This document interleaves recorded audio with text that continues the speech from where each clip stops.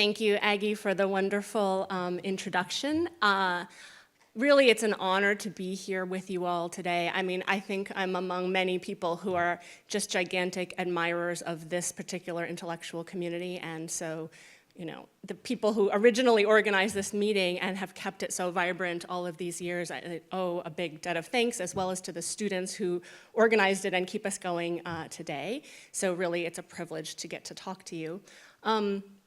We're only on day one of this event, but already I think you've seen the high caliber of the talks and the posters, and for those of you who went to the pre-conference this morning, also outstanding.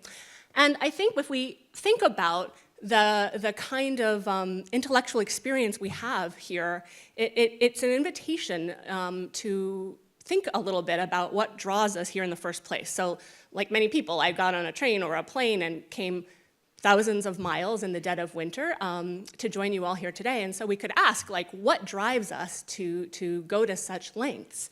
One answer is that the company is excellent. And the other answer is that I think we're really just driven to probe our own human nature, right? To find out what others among us in our community have discovered about our human nature, which is to say that we're curious about our own minds. And I think we can all agree that this curiosity is really a trait of the human species. This curiosity about the people and the objects that we encounter, and that includes our own selves. And you know, the bigger the puzzle or the more paradoxical the data that you hear people present, the more intrigued and curious we are. So how should we think about this force that pushes us to puzzle and ponder in this way together? Well, you know, you could think about curiosity. Of course, it's a drive for information, but in particular, it's a drive for information in the absence of any kind of explicit reward. So, you know, we just get a unique kind of satisfaction of building new causal understandings, even when those understandings aren't some kind of means to another end. We don't get rewarded for them directly. We just want to know stuff. You know, that's why even non-scientists pay good money to go to science museums, even though, you know, coming to understand the planets above us or to understand the nature of dinosaurs that went extinct millions of years ago, that's not going to impact us directly. But still, we have this need to know deep within us. And this kind of curiosity about all kinds of aspects of the world has been shown to have beneficial effects. It helps with memory retention, it yields more efficient learning, and it's positively associated with long-term outcomes, like long-term academic achievement. And so it's no wonder that there's lots of effort that has gone into stimulating curiosity, to developing like programs and curricula that help teachers to scaffold curiosity, including at the college or university level or beyond. But all this emphasis on ways to increase curiosity in kids or teenagers kind of skirts the question of where curiosity comes from in the first place. And thinking so much about interventions to enhance it kind of leads us to think about curiosity as something that might be dependent on metacognitive abilities, perhaps, or awareness, or that may even require explicit kinds of training. And so in today's talk, I want to try to offer a different picture, one in which curiosity is a virtue of the human mind from our very earliest days. But, you know, why should we think this? Just the fact that this baby is looking at something is certainly not enough for us to conclude that she's curious. We're gonna need to see more than like babies orient to certain aspects of their visual world. We're gonna really need to convince ourselves that they have a drive for understanding. So I hardly need to tell the crowd in this room that we already know that babies have a key prerequisite to this kind of drive.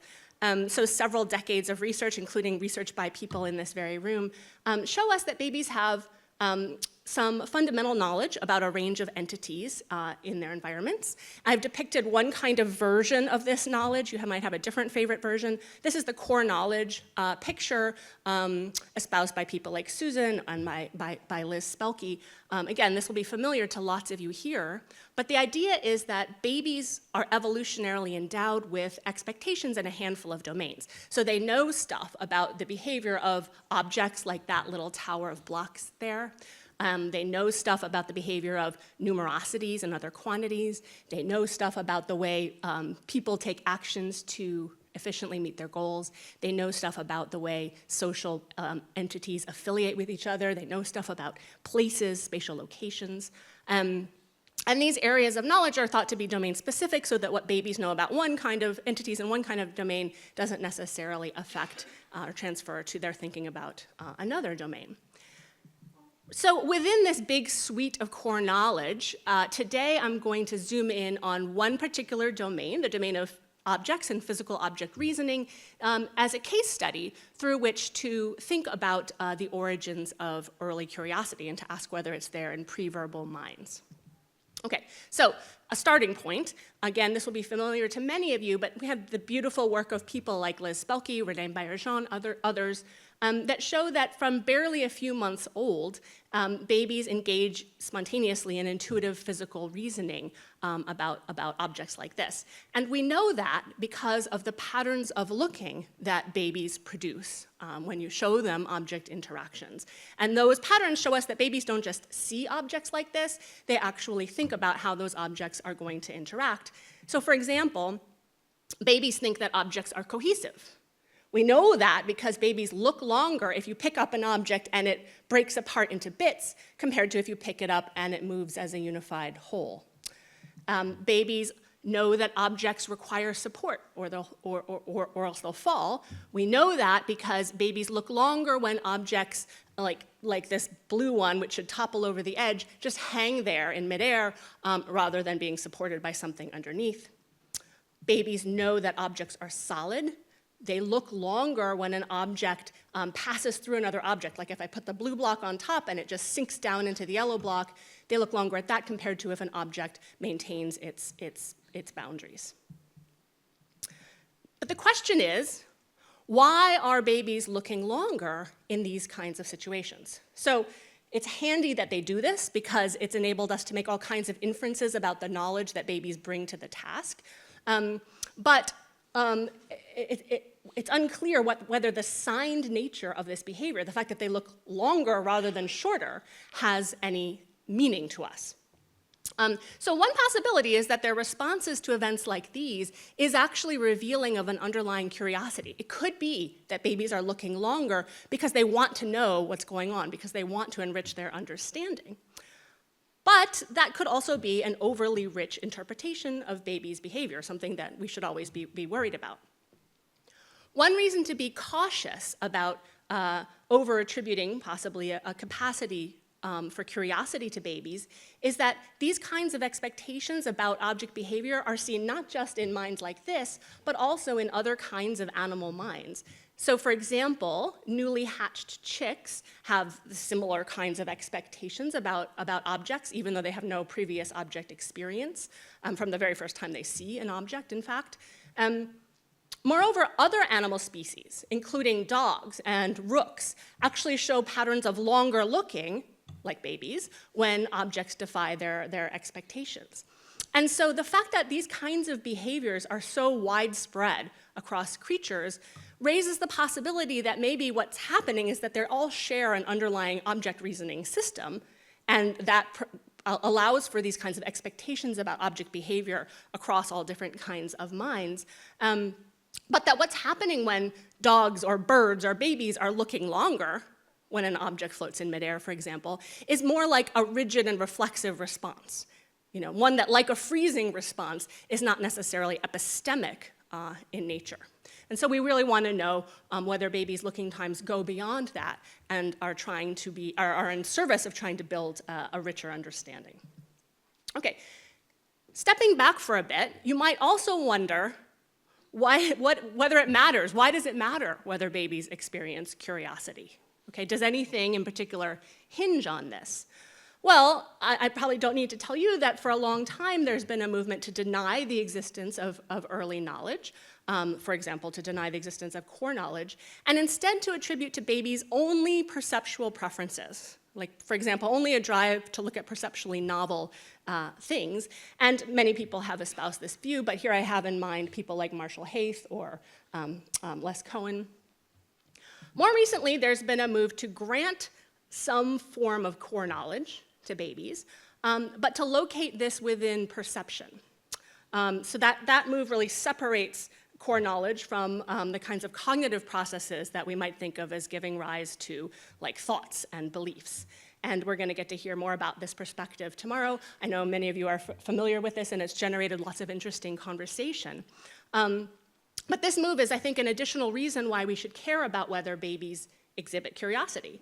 Because if babies have the capacity to be curious about the world and to like search for and recognize explanations for what's happening in front of them, this would A, implicate the existence of core knowledge and not just perceptual preferences, but also more firmly locate that knowledge within the realm of cognition. Okay, so here is a little roadmap for today's talk. First, I want to consider whether there's any evidence for a sense of curiosity in preverbal minds, again, using curiosity about objects as our case study. And we'll proceed in 4 sections. So first, is curiosity present at all? Second, what can we say about its nature, and what information are babies looking for? In fact, are they looking for something like explanations? Third, we'll ask whether curiosity is variable among individuals, and whether, if so, that variability has any implications for longer-term cognitive outcomes. And then finally, I'll ask whether babies might go beyond just experiencing curiosity themselves in a first-person way, but actually have a theory of curiosity experienced by other minds as well. All of which, I think, if we find evidence for this, would argue for a very cognitive version of core knowledge representations. Okay, so to start out with, to try to understand what underlies babies' longer looking to violation of expectation or VOE events, my former graduate student, Amy Stahl, ran a series of experiments with 11-month-old babies that many of you will be familiar with. In fact, I've spoken about these experiments on this very stage, but if you hang in there with me, I think these experiments sort of form a foundation for some newer work I want to tell you about later.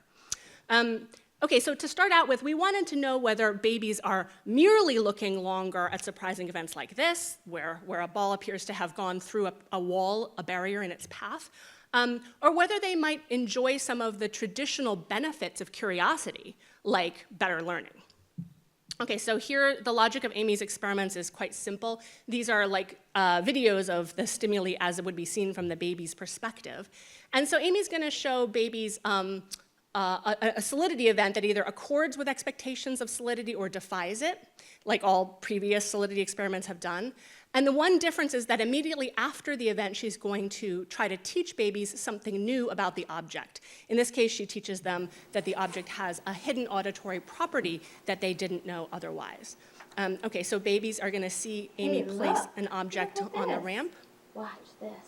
Where it rolls down, and then in this case, it's going to be revealed in the impossible position on the far side of the wall, and babies have a few seconds to encode that outcome. And here Amy reaches in and teaches the babies that this ball squeaks. So babies either see that, or they see the almost identical version of the event. The only difference between what these other babies experience is that the ball comes to rest a couple centimeters over to the left on the near side of the wall in the possible position, but other than that, everything is the same. Okay, babies get to learn about the sound. And then as a test of whether babies have learned this new information about the object, they're presented with the object they could have just learned about and a novel distractor. We measure their baseline preference, and then the sound is played. Okay, so if babies have mapped that auditory property, they should increase their looking to the target object that they had already experienced over and above whatever their baseline preference is. Okay, so here I'm plotting that as a learning score. It's subtracting out their baseline preference. And if babies are looking over toward the left side of the graph, they're kind of incorrectly mapping that sound or looking at the novel distractor, and to the right, they're looking at the target. And here you can see that when the ball smacks up against, is revealed to have come to rest right against the wall, as it should, babies don't learn. If anything, they look more at the distractor, at the novel object. But when the object appears just those couple of inches over on the far side of the wall, now they significantly learn this object's novel property. And Amy replicated that with other kinds of physical, sort of Spelke type events. This is a continuity event where babies don't significantly learn if an object hidden in location A is revealed at A, but they do if the object hidden at A is revealed at B. Okay, so this experiment shows that violations of expectation can boost learning, at least in this kind of controlled laboratory environment where we're explicitly teaching babies new stuff. But now you can consider a more naturalistic learning situation. Here's a baby. There's no adult to be seen, right? She's choosing what to explore in her own environment. She's choosing what to learn about. And if babies actually experience curiosity following expectancy violations, then they should be the ones to identify surprising objects as such, and they should be the ones to initiate their own attempts to learn and explore. Because curiosity is, of course, it's above all a self-driven phenomenon. Okay, so to find out whether babies are motivated not just to learn about objects when you teach them something explicitly, but whether they want to explore those things, Amy ran a new experiment. This is different groups of 11-month-olds. They see the same kind of solidity events that accord with or violate solidity as I showed you earlier. They also saw other events. Here's a support one, where an object is pushed along a block and remains fully supported as it should, or it's pushed over the edge of the block and appears to magically float in midair. And then rather than teaching babies something about these toys, Amy instead gave babies the two objects to explore however they wanted to on the high chair tray. So what we're going to be measuring here is babies' preference among these two objects, and we can plot that as their exploration preference score, again, where being over on the left side means going for the novel distractor, and being over on the right side means preferring the target. When objects obey solidity, right, as they should, babies couldn't care less about those toys. They spend almost all their time going and exploring the novel distractor.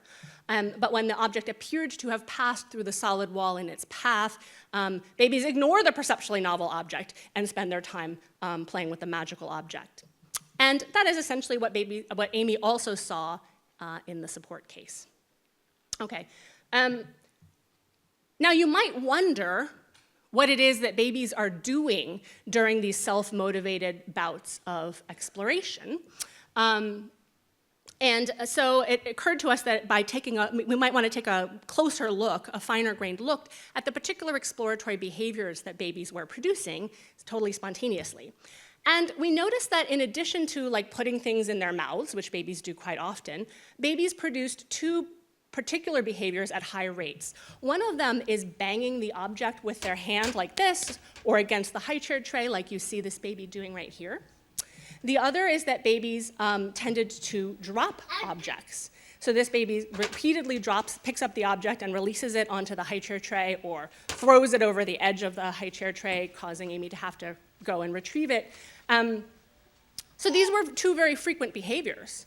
What's particularly interesting is that these different behaviors were both produced by babies who saw a magical, surprising event, but two different ones. The baby who did all of the object banging had just seen a ball apparently pass through a wall, whereas the baby who did all the object dropping had just seen an object float in midair. And so we next asked whether these were just sort of outlier cases or whether they're representative of the whole group of babies. And we did that by plotting babies, we could call it their action tendency scores, their tendency to do more object banging versus more object dropping. If they produce those behaviors equivalently, they're right in the middle. And you can see that the babies who saw the expected versions of these events don't tend to have a huge preference to do one or the other. They produce both of those at pretty low rates, actually. But here's the behavior of the babies who saw the magical versions of the events. Okay, so indeed, those babies you just saw in the video were representative. Babies who see solidity violations do tend to produce this exploratory behavior, and babies who saw the magical support gravity violation do tend to do this kind of behavior. Okay, now Amy's data that I just showed you looked an awful lot like, or consistent with, hypothesis testing to us. Like babies might be seeking an explanation for why that magical event happened, and so generating data on their own that would be relevant to testing hypotheses. But there's also a less interesting account of our data, which is that maybe babies were just really excited to see the magical events that we showed them, and they want to see them again.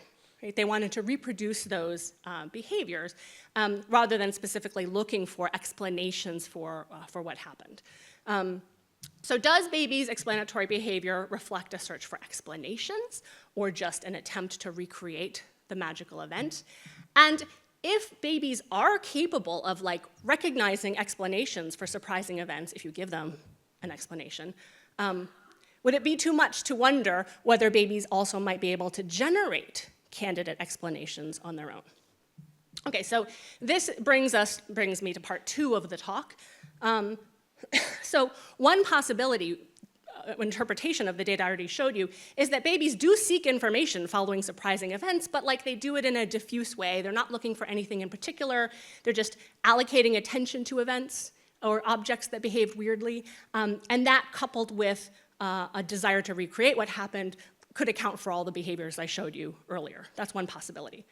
Alternatively, babies could be doing something more interesting, that rather than wanting just any old kind of information about the objects that behaved in surprising ways, babies are specifically motivated to seek explanatory information that they could use to profitably revise their mental model of the world. So in part 2, I want to offer you 3 lines of evidence that to us suggest that babies indeed are in search of explanations. Okay, for the first piece of evidence, I suggested before that babies' exploratory behavior, like the banging and the dropping, reflects a drive to explain what happened. If that is true, that leads to an interesting prediction, which is that if you give babies an explanation, if they're searching for an explanation and you give them one, then all of that beautiful behavior I showed you earlier, the heightened exploration, the heightened learning, should all go away, should vanish. Okay, that is, if babies could represent an explanation, if they could recognize an explanation. So my former graduate student, Jasmine Perez, tested this. She showed babies an impossible event. In fact, it's going to be the same solidity event I showed you earlier, and then showed them a plausible explanation for the event, or not. So here's the event. It's sort of sped up, but you get the idea. So babies see the object heading toward the wall in its path. It's revealed in the impossible location. We know that makes babies learn better and want to explore. But then some babies saw the wall rotated to reveal a perfectly good explanation. The wall had a big hole in it. Or the wall was rotated to reveal that it was just completely solid. And then Jasmine measured babies' exploratory tendencies. And we are going to plot these in the same way that Amy did.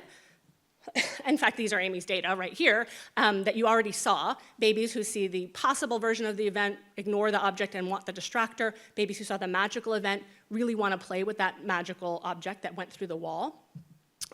Jasmine finds that if you show the babies the exact same event but just rotate the wall, all of that exploratory drive goes away. And now babies don't particularly seek out that toy that went through the wall. And that's not because rotating the wall gave them more information that wiped their memory and made them forget about what happened, because if she rotates the wall to show that it's solid and that provides no good explanation whatsoever, then they show that nice exploratory preference.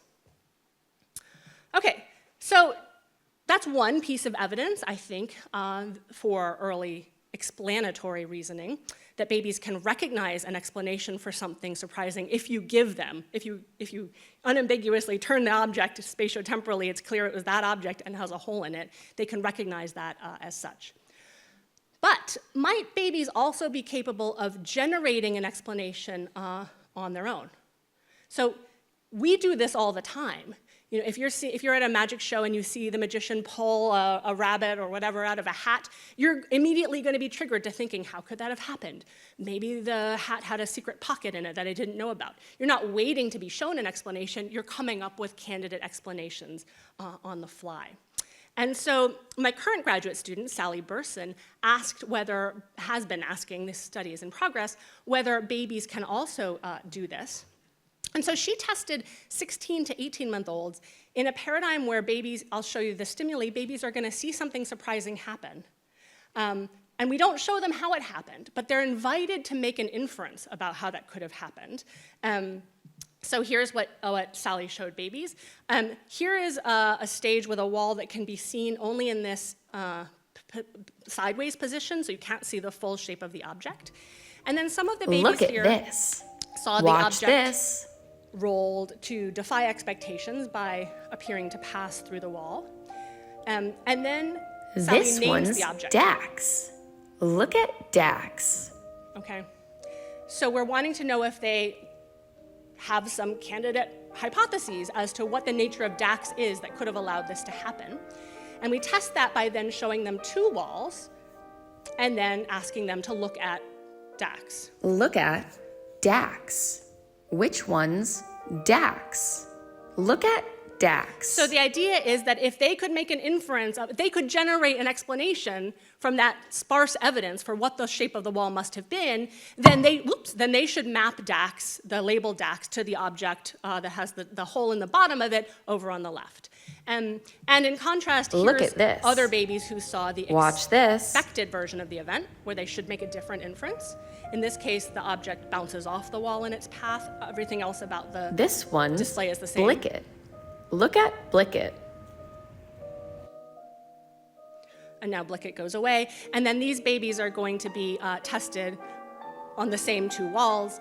And as you can imagine,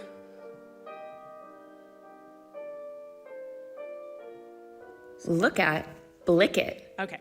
As you can imagine, they should make the opposite inference in this case, right? And so here are the mapping scores that Sally found in the case. So babies either saw the bouncing off or the rolling through. And these babies make opposite inferences about what the shape of Dax must have been, suggesting that they're looking for an explanation for how an object could have passed through the wall and coming up with something reasonable. Okay, now for a third piece of evidence in favor of the conclusion that babies engage in explanatory reasoning. And this time, it's a kind of negative evidence that I think can be useful and powerful here. So the idea I've been promoting, that violations of expectation can put babies into a state of explanation seeking, and that surprise-induced learning reflects model revision, right? You're trying to revise your mental model to account for what you just saw happen. This makes another interesting prediction, and that's that you should only observe this phenomenon, let's say of surprise-induced learning or heightened exploration, in cases where there actually is something to be learned, when there actually needs to be something explained, when a model needs revision in order to align with the observations of the world. So maybe counterintuitively then, you should be able to find cases that are surprising but don't require explanation, and those should not reveal the kinds of benefits, boosts in exploration, boosts in learning that I showed you earlier. So let me help make that more concrete. Here's a little physical lottery machine. You know, you can spin it around and something will come out. And you can see by the distribution of balls in there that it's more likely to get red balls than blue balls. And we know that, like from the work of Fei Xu and her students, that babies are surprised if repeated draws always pick the minority color. Okay, so we know that babies represent the probabilities in this kind of device, and they'd be surprised by this kind of outcome. But although we're surprised, although 8-month-olds actually are surprised in this case, you don't need to revise your model of the machine in order to account for what happened, even when something surprising happens, because it is possible that the statistics of the machine and the physics of the balls rolling around can fully explain what has occurred. Okay, so if that's right, then surprising events like repeatedly drawing the improbable ball should not enhance learning, because you don't need a new explanation of this machine in order to account for it. Okay, so this is the intuition that Amy Stahl tested with 2- and 3-year-old kids. And so here's how we turned the idea of that red and blue ball lottery machine into a toddler experiment. We used the lottery machine to create cases that either would totally accord with toddlers' expectations. So here is a bowl of objects. It contains 50% of one kind of novel object, the red novel objects. It contains 50% of another kind of novel object, the gold novel objects. If you put those objects all into a gumball machine and randomly draw one, say you get this one, that's not particularly surprising. You had a 50-50 chance of getting it. And so that's the situation that we gave to some 2-year-olds. They got one of these objects, totally possible, and we labeled it for them. We said, whoa, look, you got a DAX. Okay. Over on the other end of the spectrum of possibilities, here is a distribution that contains 100% of this kind of novel object. Clothespins are novel to contemporary 2-year-olds. And so all of these objects went in a gumball machine, and the child gets to put in a coin, and out comes this object. Now, if you were watching, you know that that object was not in the population, so that is actually an impossible outcome. And so we labeled it for kids. This is a DAX, different kids, right? So this is kind of akin to the ball going up against the wall versus the ball passing through the wall. It's something totally possible. It's something totally impossible. That just sets us up to ask the real question of interest here, which is what happens in cases that are possible, but they're quite improbable. Here's one such case. This is a bowl with 19 of one kind of object and one minority object. It's a bit hard to see the minority object there, but maybe you can see it nestled within all of the balls of steel wool. There's like a funny, novel yellow object, okay? And we put all of those into the gumball machine, and out comes that object, which is unlikely, but it was in the population, okay? And we label that. And so what we're gonna wanna do is compare how well these toddlers learn in the possible, impossible, and unlikely cases. The test here is that each child just gets a single trial in which they're asked for, let's say in this case, the DAX. And if you remember, in this case, they have if they're choosing at chance, they have a 33% chance of choosing correctly. In this case, it's the red object over there.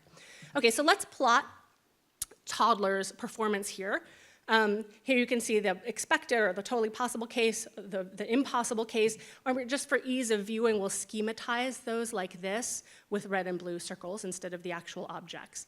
And so this first comparison is like a sanity check, just to say, do we replicate what we see with babies? And we do. So the children who saw, the object that was never in the population come out, are much better at learning that new word, one-shot learning, than kids who saw something totally expected happen.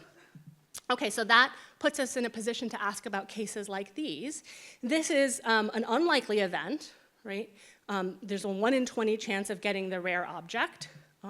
We can schematize that like that, just to show you how unlikely it is. And then actually, so we did this with the 1 out of 20, but we did it with a range of different improbable cases, including situations where it was pretty improbable to draw the minority object. So out of a population of 40 objects, there was only one unusual one. And so in all of these cases, they get the unusual one. And so you can ask yourself, what pattern of learning enhancement, if any, do you think will be found? What we found actually was a bit surprising to us. We found no learning enhancement for all of these improbable cases, even the cases that were quite improbable. Okay? It's surprising because you might have thought you would see something, I did, that was more graded as something became more and more surprising, but we see something much more like a step function.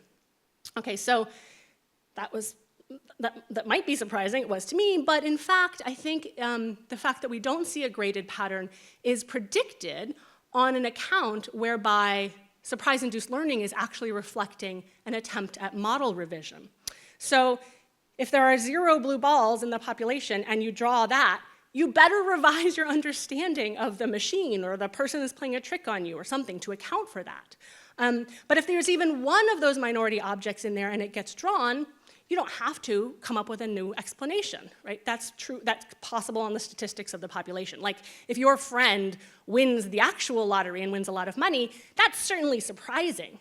But you don't have to revise your causal understanding and have an explanation for why that happened.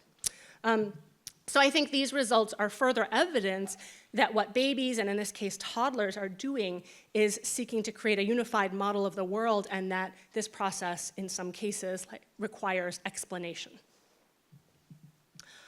Okay, so to us, I tried to offer you 3 pieces of evidence that support explanatory abilities, explanatory representation in babies. Right, I showed that babies have a drive to explore surprising objects unless they get explanations for what happened.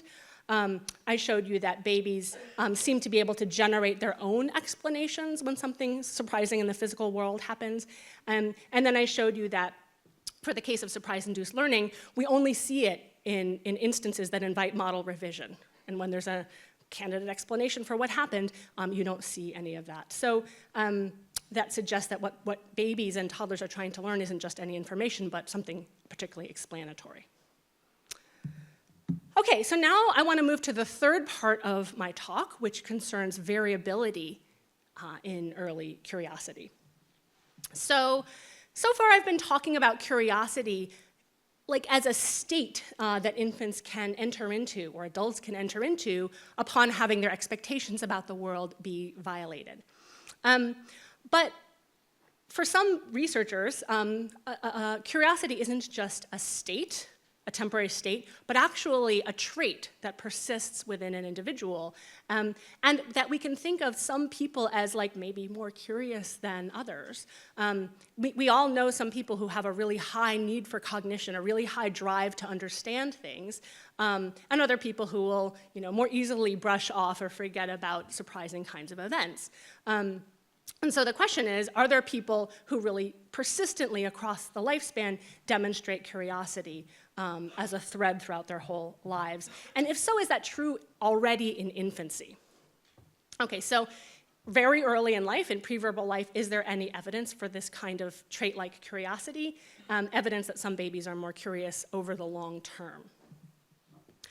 Well, like I said, one form of evidence for this kind of curiosity could come from variability in babies' looking times. And those of you in the audience who do research with babies know that there's a lot of variability in looking times, but we try to get rid of it. It's unwanted in our sample. We try to construct tasks that really reduce that variability. Because like in a group like this, say you show a bunch of babies a solidity violation, you can say, like, as a group average, the average babies look longer at the violation than at the expected. But you know that there's some babies in that sample who show that effect strongly, and other babies who don't show the effect at all, and other babies who show maybe the opposite effect. And so that leaves us wondering, like, what should we do about that variability? So most of the time we try to get rid of it, but there's another approach we can take to see whether that variability is meaningful. And of course, that's just to retest those same babies another time. Here I'm showing you retesting those babies, seeing a different example of a physical object violation. Okay, and so if the babies who show a strong response to a violation, and the solidity violation over on the left, also show a strong response to the support violation over on the right, that starts to suggest that those differences are interesting and meaningful. And so that's exactly what Jasmine Perez did. She tested a group of babies in a solidity event when they're 11 months old, just the same solidity event I've been showing you before. But then she brought those same kids back to the lab 6 months later, when they're 17 months old. And then she showed them a totally unrelated event, a support event, using a totally different object. So a car now is floating in midair. And here's what she found. Jasmine found that those same babies who were the most interested in the car having gone through the wall back when they were 11 months were the same ones who were the most interested in the other object floating in the air when they're 17 months. And that's not because some babies are just long lookers and want to look at everything, because here is the longitudinal relationship or lack of relationship among babies who saw the expected version of those events. So how long babies looked at an object stopped by a wall did not predict how long they later looked at an object fully supported by a block underneath. All right, well, that's pretty interesting. It's the first time, at least to our knowledge, that babies have been shown to have these kind of stable prediction error responses. But we might wonder whether this variability is actually showing us something about babies' individual differences in babies' curiosity, which is what I invite you to think, because an alternative is that what we've identified is that some babies have more finely tuned physics engines. Some babies are better at making predictions about what is going to happen in a physical event, right? And that's kind of, that gives us the predictability from 11 months to 17 months. So this may be something that is more specific to physical object reasoning and is not about curiosity writ large. Okay, so this is something that my current graduate student, Nick Bisbee, has been working on.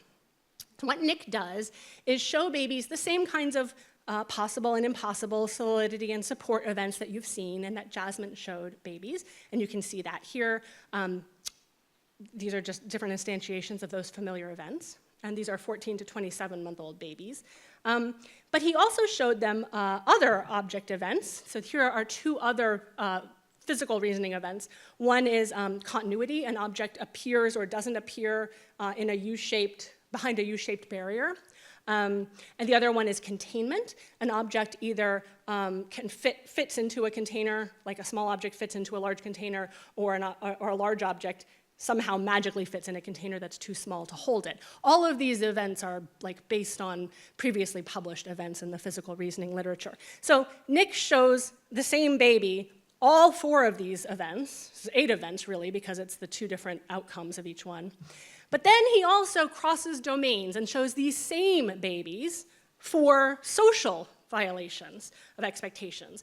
And we could talk about whether these are from a single domain or 2 domains, but some of these, either way, some of these events will be familiar to you. So for example, in the purple box in the upper left, you see somebody reaching in an efficient path for a goal object or in a weird and inefficient path that we know that violates babies' expectations.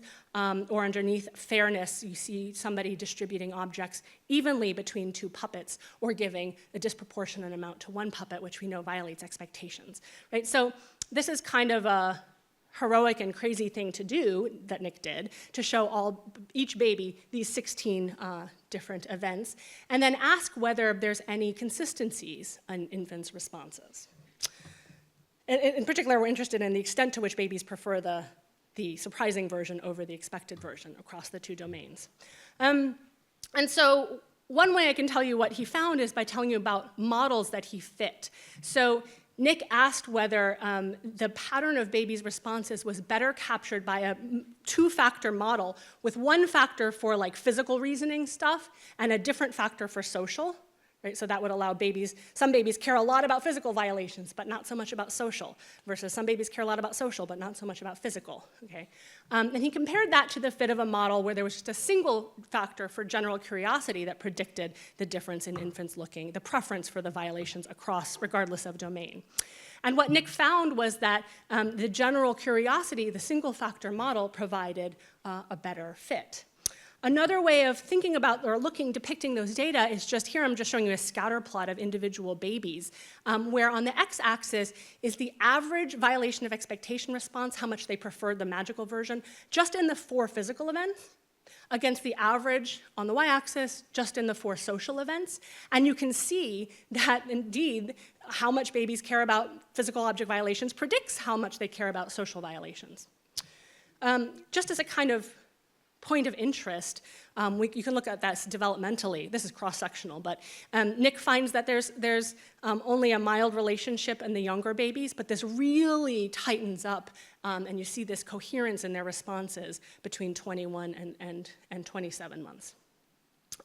So clearly these data implicate individual, I should also say this holds true even if you control for the overall duration of babies looking across events.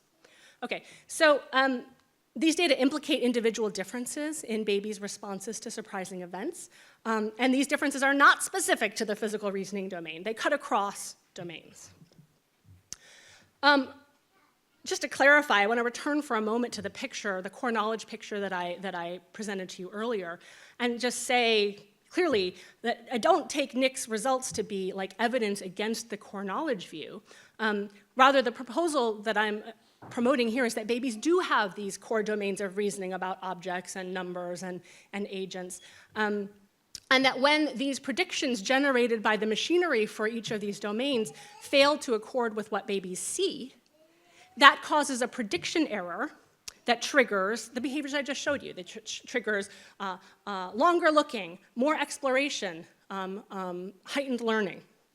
And so it's the responses to the prediction errors and the resulting curiosity that I think exhibits variability from one individual to the other, not the core knowledge itself.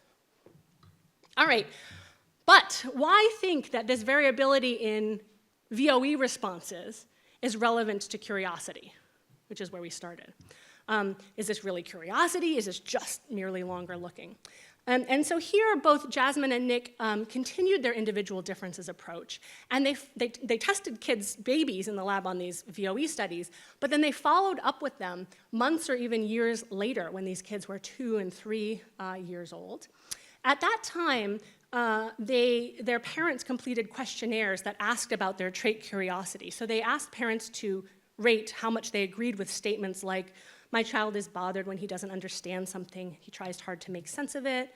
When presented with a tough problem, my child focuses all their attention on trying to solve it." And so there were also other kinds of items on this questionnaire, but we were particularly interested in these curiosity items. And what we found, here's Jasmine's data on the left, is that how long babies looked at VOE events at 17 months predicted how curious their parents reported them to be at 3 years old. And Nick finds the same thing. He's plotting the average looking across all 8 kinds of social plus physical violations on the x-axis that also predicted how curious these parents reported their children to be at age 2 to 3. All right. So, this way of looking at babies' behaviors at the individual level rather than collapsing across groups reveals some interesting variability. We saw that some babies look longer at violation of expectation events, and that critically that variability is not just all noise, but there actually contains some interesting signal there. Babies who look longest at VOE do so over longitudinal time, and it predicts their later cognition, in particular their curiosity. Okay, so that leads me to my 4th and final section of the talk.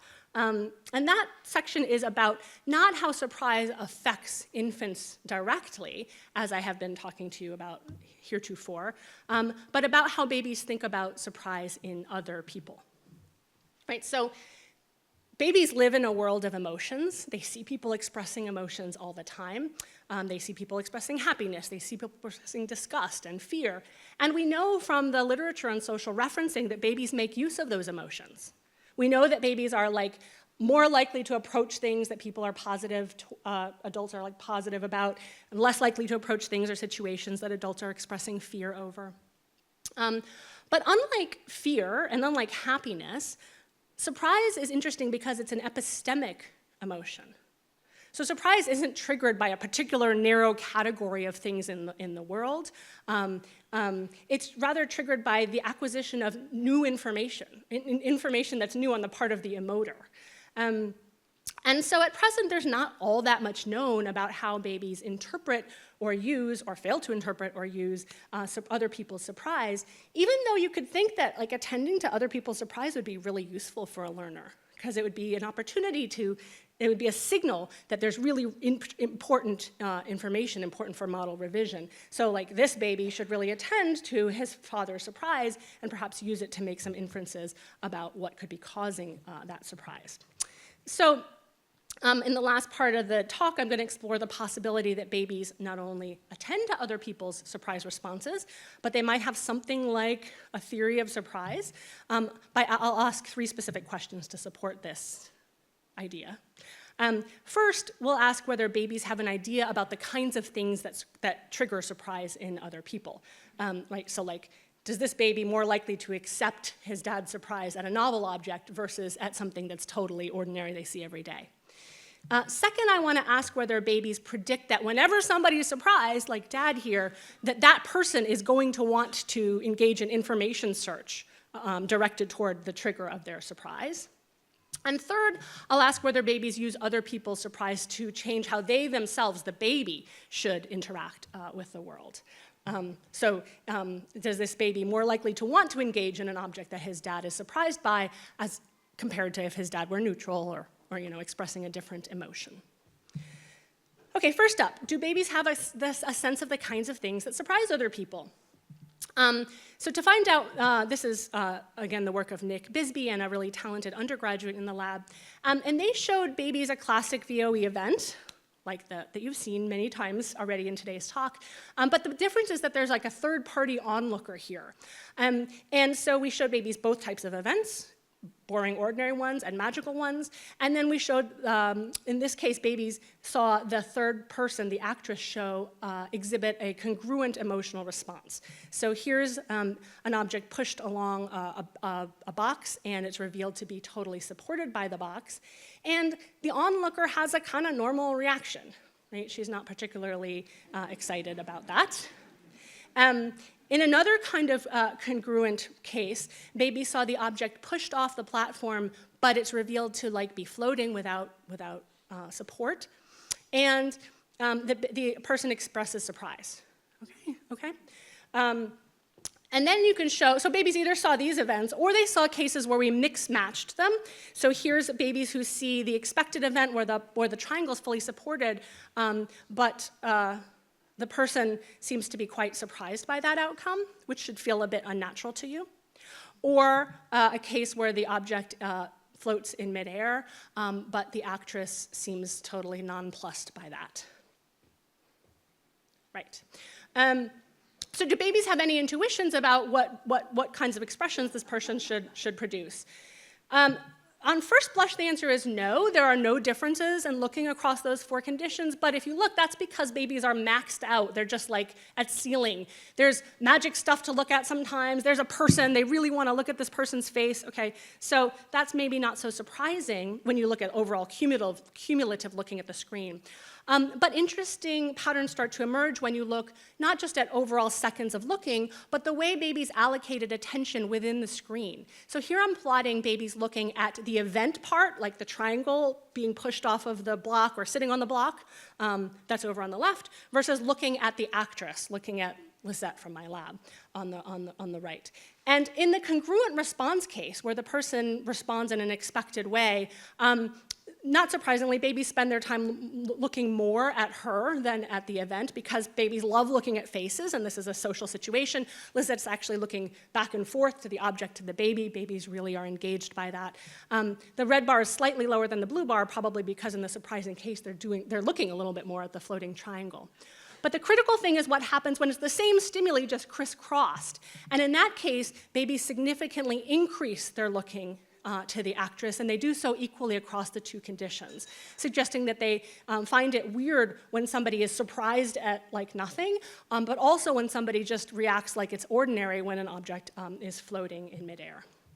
Okay, so excuse me, this pattern suggests that babies 14 to 18-month-olds have some expectations about the kinds of things that cause other people to be surprised. That in this case, things that cause babies to be surprised should also cause surprise in others. Okay, so we also know, I showed you, that babies are curious about these kinds of VOE events, right? Babies, if you show them these kinds of things, if you gave them the triangle, babies would want to explore the floating triangle much more than the triangle sitting on the block. So we already saw that this seems to be this rich explanation. I tried to convince you it's explanation-seeking behavior. And so we could ask if that information seeking is wholly contained within the object reasoning, physical reasoning system, as one might predict if core knowledge is really encapsulated or is inherently perceptual. And you could think that the previous results, that babies are engaging in sophisticated reasoning about surprise, like in the previous case, it already shows us that babies are integrating their physical reasoning with reasoning about other people. But you could also say, like, maybe babies just themselves experience surprise when there's a floating triangle, and that they expect other people's emotions to mirror or reflect their own. Okay, that would be a more reduced interpretation of babies' performance in Nick's task. And so maybe we can go a step further and ask whether babies use surprise, so they have expectations about surprise maybe, but do they use those to figure out what other people are going to be curious about? What kinds of information seeking other people are going to engage in? And this is a question driving the second study in this last part of the talk. This is a study by Dee Liu, Annie Mears, and Sally Burson. And they showed 15 to 18-month-old babies, a person engaging in a support event where this actress is going to push the cup across the platform. And you'll see that the cup goes over the edge of the platform without falling, and that the person expresses surprise. So they see this. There's the cup floating, and Joanna expresses surprise by that. Which we know from the previous study, babies think this is a congruent response. But now what would they expect Joanna to want to do if given the opportunity to? So we try to figure that out by then showing babies test trials where Joanna is confronted by the cup that just floated or a totally perceptually novel distractor object. And either Joanna chooses to engage, she actually looked at them prior to me showing you this, but I cut that off. She chooses to engage with the magical cup and to look at it, or she ignores the surprising object and chooses to engage with the distractor.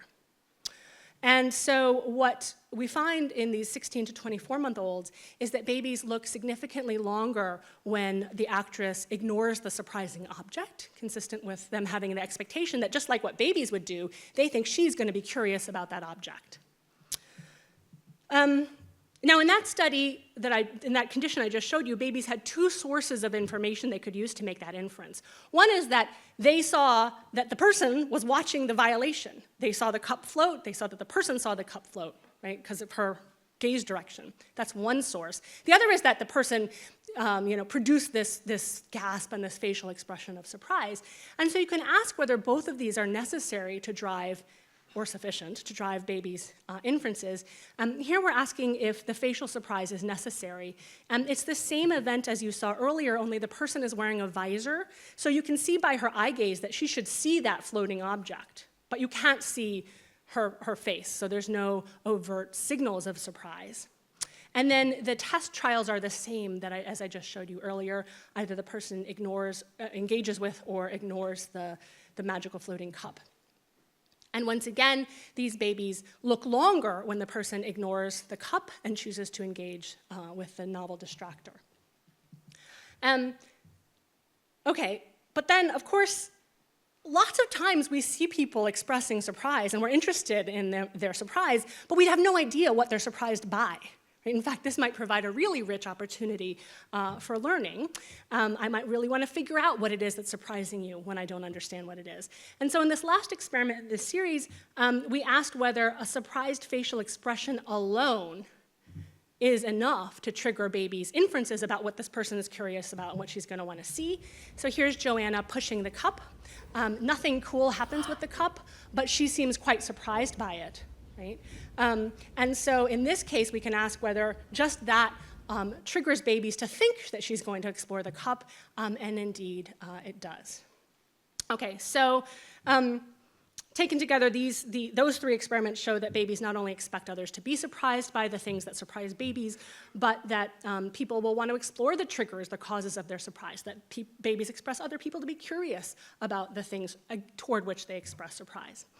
But that raises the question of why babies are tracking other people's surprise responses and making predictions about other people's information-seeking behavior. So is babies tracking other people's surprise useful to babies themselves?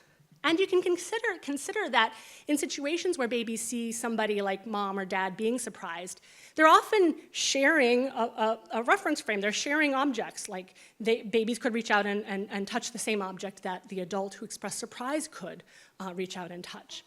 And so we can then that sets up the conditions to ask whether babies can use other people's surprise, not just to predict what they're going to do, but actually to change what they themselves, the baby, is going to do. And so this is the very last experiment in this whole long talk, the last empirical result I'll be showing you. This one is by another current graduate student named Dee Liu. And so Dee asks whether babies are motivated to explore the triggers of another person's surprise. So here's Dee. This experiment's conducted live in the lab, and baby see Dee playing with something in each of two boxes, the white box and the black and green box. And she's clearly like manipulating the things in the white box. I'm not going to show you that. And then she's manipulating the things in the other box. And at some point, Dee is going to look surprised at what she sees in there, but babies can't see what it is. Okay, and then she goes back to exploring it a little bit. And then after she's done exploring, Dee gives babies the object from both boxes. This is the first time the babies have seen the object in each one. And we want to know if they prefer to explore the object that she was surprised by. Of course, they could prefer to explore the object that she drew attention to or made a sound while she was touching it. And so here's a control condition. Same setup. She plays with something hidden in the white box. She plays with something in the black and green box. But she's going to sneeze in the middle of playing with the thing in the black and green box so that it's sort of equated for the amount of attention drew in the other case. And then the babies get both objects to explore. And so we wanted to know whether babies explored differently in the surprise case. Here is baby's preference to explore the target, which is the object that was in the black and green box, where she did something while she was playing with it, versus the object with it, in the sneeze condition. And there is somewhat of a preference, heightened preference for that target in the surprise case. They want to play with that object. It's not whopping. But we hypothesized that maybe it's not just the amount of time babies would want to play with that object, but the way they played with that object that might change.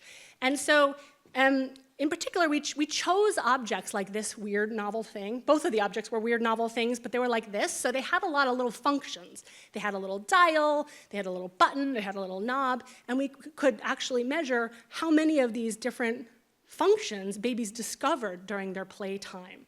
And I'm plotting that function discovery now here in the surprise condition versus in the sneeze condition. And what we find is that babies are more likely to discover those functions in the surprise case. What I'm actually plotting is number of functions discovered normalized for the amount of time babies spent with that object. Because of course they're going to discover more functions if they play with something more.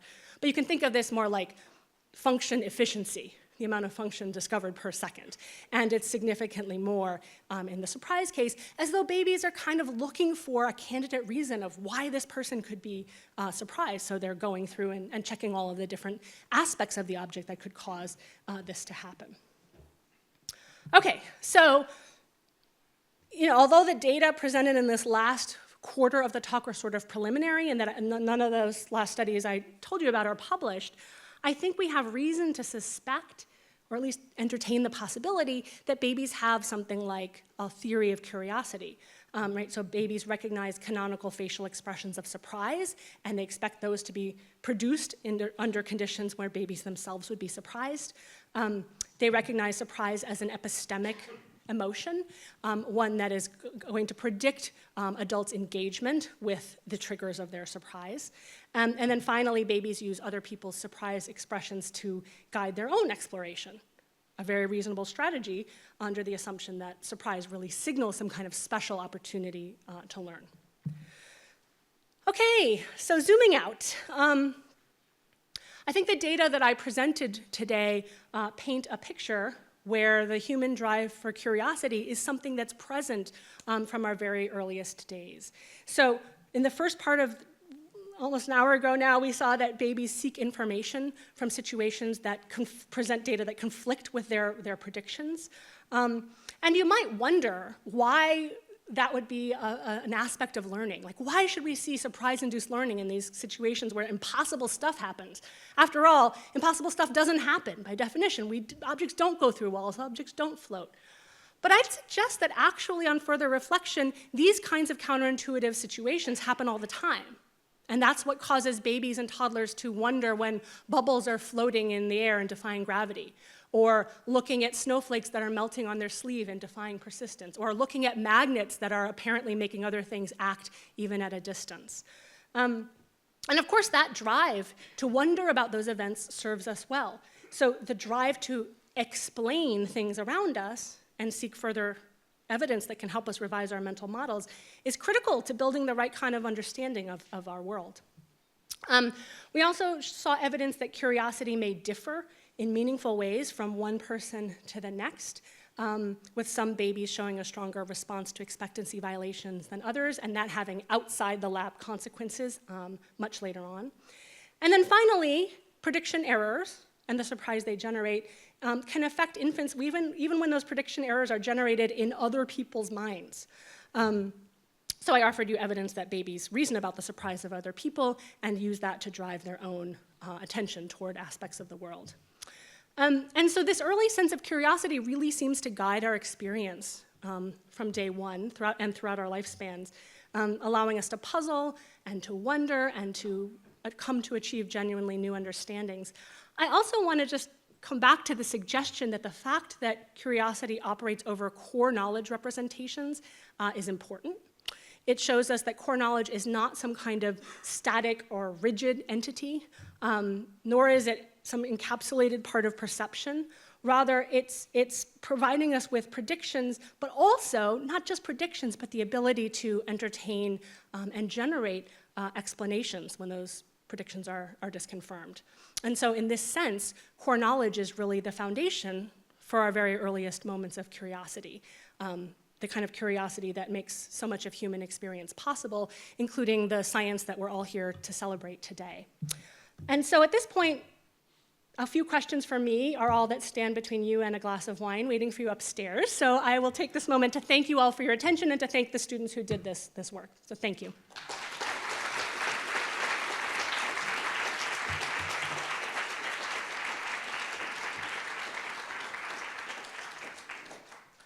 Thank you so much. This was really super exciting set of studies. The floor is open for questions. We prioritize students, and I don't see any student hands.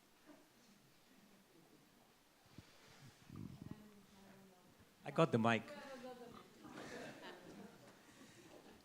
Lisa, this is wonderful work, beautiful studies and all that. And I wonder though if you have an object bias, meaning and I'm as committed as anyone else to the core knowledge idea. But my question is that in most of the studies, and perhaps in all of the studies, you look for evidence of children's search for explanation in how they think about the objects and not about the situation, not about the event. You show me something floating, I am not necessarily going to look at the object itself. I'm going to look at, is there something hidden holding that object in midair? So I'm wondering, is there such a bias? I mean, are infants dispositionalists, sort of, yeah. Yeah, thank you for that question. I started the talk by saying I was going to use physical reasoning as a case study, and I really think that's what it is, a case study. But I completely agree with you that this, of course, the predictions are going to apply in other domains, including the social domain, and the search for explanations is going to consider candidate causes in the social domain as well. That's my premise. I only have one bit of empirical data to that effect, and that's a study where we showed that surprise-induced learning, amplified learning following an expectancy violation, happens following violations of social expectations too. So first of all, that's not what you asked, but let me just set it up. So babies, this is like a Woodward case scenario. So babies who see a person reach for this, reach for this, reach for this, and then switch their reach, they're surprised. In our first set of experiments, we showed that babies experience heightened learning about the object, the switched object of the reach, okay? But that's still the object bias. That's still, guilty as charged with what you said. But in a second experiment, we asked whether the babies would experience heightened learning about the person who had switched her reach. Because after all, did something change about the object that caused her to switch? Could be. Or something could have changed about her and her knowledge and so on. And so in fact, just as you may predict, we find that elevated learning. So I think, look, we only gave infants we didn't give them the opportunity to like explore the experimenter. But I think there's lots of situations where actually a social cause is the best candidate hypothesis. So I guess fully agree with you. For the question, again, we prioritize you, junior researchers, and students. There's a question here. I'm not a student, but I'm younger than Gil. Thanks, these are super interesting data and ideas. I want to ask about what you said very last.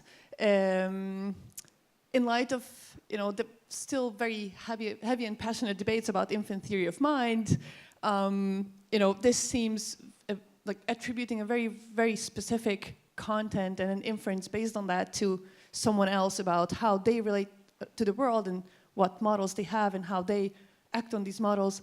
So what can you speculate a bit how attributed curiosity should look like?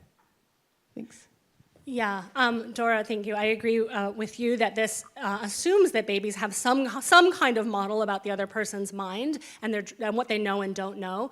I think that there are lots of open questions that we could explore and are exploring. So, for example, you could ask whether babies, so if I see a triangle pushed off of the podium, but then I disappear and Justin is here, he should not try to explore the object more, right? Because that is knowledge that I had that surprised me and not somebody who wasn't an observer. So I think the first pass experiments that I told you set the groundwork for doing the kind of experiments that I think you and I probably share predictions about. I mean, another prediction that one could have is that these kinds of uses of surprise maybe aren't seen in younger babies. You could hypothesize maybe that surprise has a sort of early interpretation and sort of a triggering function, like I recognize that somebody's experiencing and I'm motivated to attend to somebody's surprise, but the kind of rich epistemic reasoning might not emerge until later. Our data don't answer that because all the data I showed you today come from babies like above, say, 15 months of age.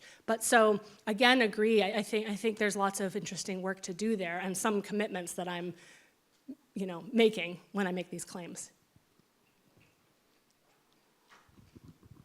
Further questions? I'm just trying to get questions from the back. Yeah, there is a student question.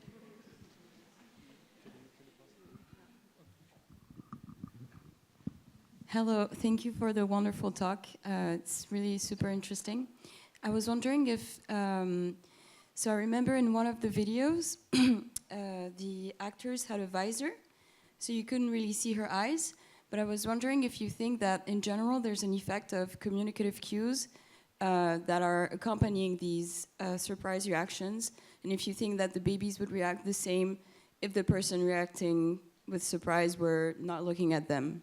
Yeah, I love the question, but I don't know, I have no empirical answer. But I think it would be great if we could, I mean, it's a wonderful suggestion for an experiment, that if a baby is just visually eavesdropping on a situation where they see somebody turned away from them almost or oblique toward them, express surprise, if they generate all of the same kind of inferences and see the same behavior, or if it relies on these communicative cues. Now, I mean, in some cases, like in the first experiment I showed you with the congruent or incongruent emotional reactions, we intentionally kind of loaded it up by having the person make eye contact with the baby and then away, and that was very communicative.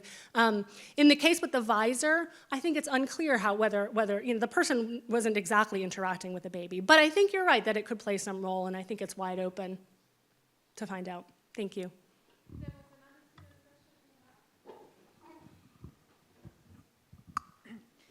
Hi, thank you for the talk. I have two questions, one kind of related to what was asked before and a more general one, I guess. So for the first one, I was wondering whether your last set of studies in which you show the two boxes and people reacting to the, infants reacting to the box where you show surprise, whether a better control would be being happy about what you see inside. So I was wondering whether it's surprise or just general positive emotion towards that box. And the second, more general question was asking you to speculate a little bit more on what you said at the beginning when you said that that kind of speaks against this set of people who say that this is not core knowledge but core perception. And I was wondering whether you could say a little bit more. Thank you. Okay, the first question was about happiness versus other emotions like surprise. I definitely don't want to say that like the only thing that's going to bias babies to want to explore that object is seeing somebody be surprised at it. Of course, if I see you being extremely positive towards something, that may also make me want to explore it. So I think it's important to acknowledge that. But I think that babies, we actually have some evidence that I didn't show you today that babies' interpretation of surprise and happiness are different, because of the epistemic bit in particular. So here's the experiment. Well, here's the intuition, and then I'll tell you the experiment. The intuition is like happiness can persist over, like every time I encounter, my baby, I'm going to be happy to see her. Every time I hear my favorite song, I'm going to be happy to hear it. But surprise doesn't work that way. Right? Once you are exposed to a new piece of information, it ceases to be new and should no longer generate that kind of response. And so Dee has an experiment that I didn't show you, asking what inferences babies make when a person is like peeking into a box and repeatedly expressing happiness versus peeking into a box and repeatedly expressing surprise. And the result is that when they see somebody repeatedly expressing surprise, they posit that there must be multiple things in there. Right? But happiness requires no such inference. Right? So I guess I'm going back to your question, it's like happiness and surprise are similar in that they can definitely both promote me to want to explore and get information from something, but they operate in fundamentally different ways on the epistemic dimension. Okay. The other question you asked was about the claim that these experiments argue against a view of core knowledge as being part of perception. I think that's a really, I think that this is, I think that paper and the conversations that it has generated have been incredibly stimulating for the field, and I hope we'll have lots more conversation about that over these next 3 days. We could have, we should have that conversation in more depth after that paper has been presented tomorrow. But I would just say that the fact that these kinds of representations stimulate these like explanation-seeking kinds of behaviors and hypothesis generation and things that we would, and inferences about what's going on in other people's minds. Right? The more these representations make connections to kind of high-level computations, the less appealing, to me it seems, to locate them in perception. So that's all I'll say about it now. Further questions? Again, juniors, if they are. Otherwise, I will let Lisa choose among the seniors. Oh the gosh, many no, senior you choose. questions. We can take about 3 questions only because of lack of time. Can you field them, Maggie? I have a question about the longitudinal study. Did you also test if infants use the same exploratory behaviors like dropping or like making, like pushing it through a solid thing? And do you think like those would persist over time? We did not know. In the longitudinal experiments I showed you were looking time experiments. So sometimes we just measure how long babies look at the things, and sometimes we give them the objects to explore. We didn't do what you suggest. If we did, my prediction would be that you would still see, like, the more exploratory somebody was after a solidity violation, the more exploratory they should be 6 months later after a support violation, because, that gets at something kind of important, but maybe I never said explicitly, which is that I really think that these kinds of behaviors, the elevated looking in VOE surely reflects a combination of lots of different motivations. But one thing I think that's in the mix is that drive for understanding. So I actually think the longer looking, the more exploration, and the better learning all reflect the same thing, which is a drive to revise one's model to figure out what is going on. And so I think it is that our longitudinal data, it's a baby step forward. Lots more, that work is kind of hard to do. It's annoying and takes a long time to do. But I think that it certainly makes the prediction that you offered. Thanks. You can take only 2 very short questions. I'm not sure how you want to go. Lisa, you choose. Ned. So, working, yeah. So we're all familiar with the fact that perception has an effect on cognition. So if we see something that looks causal, looks like one thing is pushing another or something like that, that leads us to think that it's a causal relation and to reason about that. So core knowledge could be, so-called core knowledge could be entirely a matter of really core perception, even if it gives rise to all the curiosity phenomena that cognitive curiosity phenomena that you described. So the form of reasoning doesn't seem to me to be right. So I think, I guess we could talk about whether you you could predict, that predicts like an asymmetrical kind of flow of information, right? Where stuff from perception can be used by later on processes in cognition. But I think, you can tell me if you agree or disagree, that things happening in cognition, your knowledge, should not then be able to go down and reach down and change how you see something in perception. So like knowing that something has insides or doesn't have insides, changing how you see it causally interacting with other things seems like, so that would be asymmetrical, and that would be the wrong direction, I think, for the kind of core cognition and perception argument. So I think, to me, that seems to be that there's other kinds of baby results not discussed in that BBS paper that seem challenging to incorporate in that view. But we could talk about it. Very last question. I'm not sure. Go ahead. Yeah, great. Very short and very last. It's a beautiful science. Thank you very much for this. I have one question, which is, otherwise everything was clear. But when you talked about the impossible event leading to learning the label, now you described it as seeking for an explanation and revising the model. Now, I was just wondering whether, in such a case, it's an impossible event. Now, I am taught a word to name it. Now, does the child kind of take it as an explanation, or does it satisfy the search for an explanation? There should be ways to test that. Yeah.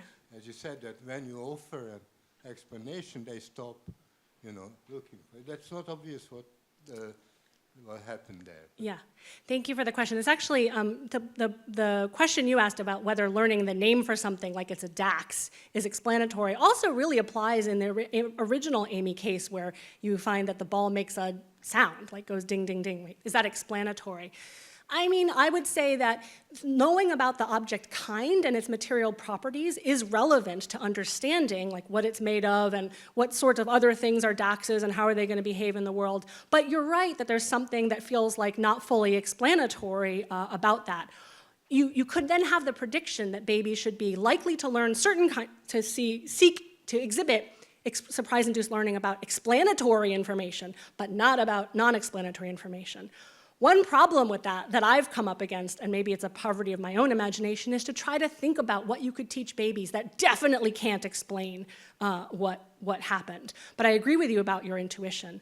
One thing I would say is that sort of one empirical result that I didn't give that's on the side of really the surprise-induced learning being explanation-seeking in nature is that when we're looking for an explanation, we kind of have this estimate about like how likely are we to find such an explanation. We're kind of projecting, like, is this something that I'm likely with a little cognitive effort to be able to understand, or is this like hopeless for me? And so we've been playing around with, in babies and adults, stacking up, making things really, really hard to explain or easier to explain. So these cases I showed you, there was it was like minimally impossible. It went through the wall, it committed one violation. But you can show babies and adults things where lots of unexpected things happen. And what we seem to be seeing is something like a U-shaped curve, an inverted U-shaped curve where you get some boost, more boost, and then it all falls apart. So your surprise goes up. If the thing violates 4 principles of Spelke objectness, you're really surprised. But you actually don't get continued monotonic increases in learning. It's consistent with the idea that you're like, well, that was really surprising, but I'll never how am I ever going to explain that? That was, that was so challenging. So I think that the evidence maybe is for explanation as being the root of this learning phenomenon is indirect, but multiple strands kind of, to my mind, converge in that direction. Thanks. Unfortunately, we have no more time because we are behind schedule. So let's thank again Lisa.